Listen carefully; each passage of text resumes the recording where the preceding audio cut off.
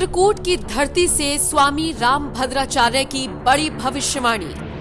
भविष्यवाणी के आगे मोदी विरोधी हुए ढेर। भविष्यवाणी ने राजनीतिक गलियारों में मचाया तहलका। 2024 से पहले मोदी का ऐतिहासिक फैसला।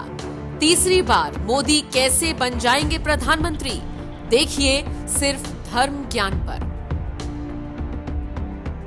जगत गुरु रामानंदाचार्य स्वामी रामभद्राचार्य संत समाज से आने वाली एक ऐसी प्रभावशाली शख्सियत है जिनका नाम बड़े ही आदर के साथ लिया जाता है।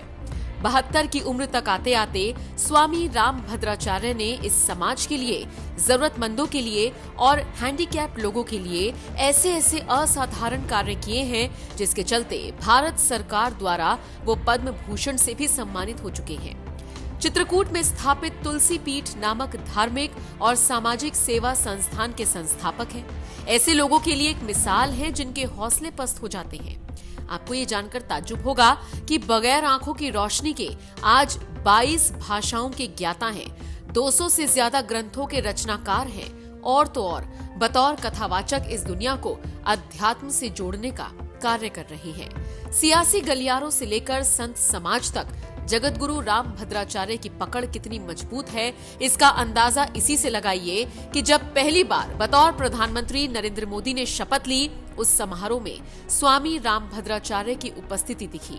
आज भी देश के प्रधानमंत्री या फिर यूपी के मुख्यमंत्री जब कभी चित्रकूट का चक्कर लगाते हैं तो जगत गुरु के दर्शन करने उनके निवास स्थान जरूर पहुंचते हैं। क्या आप जानते हैं कथावाचक स्वामी रामभद्राचार्य के मुख से निकली प्रत्येक बात हकीकत बन जाती है। आपको याद होगा स्वामी रामभद्राचार्य ने रामनाथ कोविंद को लेकर भविष्यवाणी की थी कि वो किसी बड़े पद पर आसीन होंगे। इसके बाद रामनाथ कोविंद राष्ट्रपति बने। 2014 के चुनाव में ही जगत गुरु ने मोदी के बैक टू बैक प्रधानमंत्री बनने की भविष्यवाणी कर डाली थी और नतीजा सत्ता के शीर्ष पर आसीन पीएम मोदी की लोकप्रियता में कहीं कोई कमी नहीं आई। अब जब 2023 में 9 राज्यों में चुनाव है, राजस्थान से लेकर छत्तीसगढ़, मध्य प्रदेश, कर्नाटक और तेलंगाना में चुनावी जंग है, तो वहीं पूर्वोत्तर राज्यों में मेघालय से लेकर नागालैंड और मिजोरम में कमल खिलाना इस बार बीजेपी के लिए एक कड़ी चुनौती है। इन सब के बीच देश के प्रधानमंत्री नरेंद्र मोदी को लेकर, भारत के भविष्य को लेकर स्वामी रामभद्राचार्य ने एक ऐसी भविष्यवाणी की है जिसके बाद से राजनीतिक गलियारों में सियासी तूफान आ गया है। 2023 की शुरुआत में चित्रकूट की धरती से स्वामी रामभद्राचार्य ने इस बात की भविष्यवाणी की है कि आने वाला समय भारत का है। आने वाले कुछ सालों में विकास के रास्ते पर बढ़ते हुए देश और समृद्ध होगा। देश का वर्तमान नेतृत्व सशक्त है। आने वाले समय में सनातनियों की चिंताएं दूर होंगी।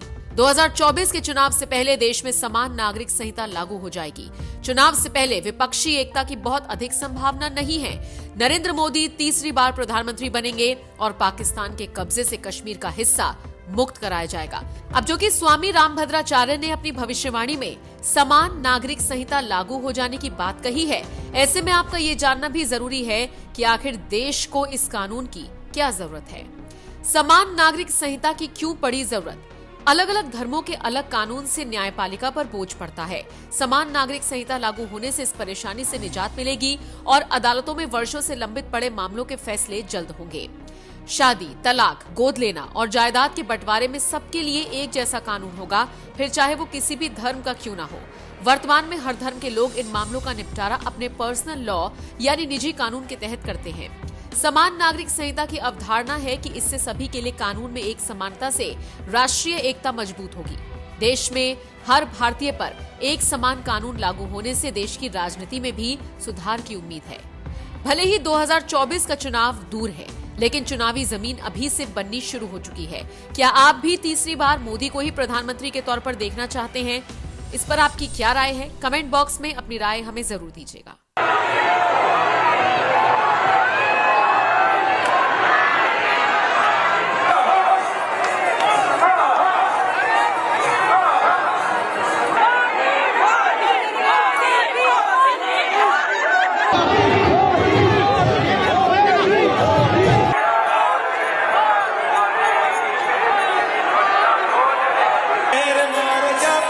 से, चेर मार जप जमा से,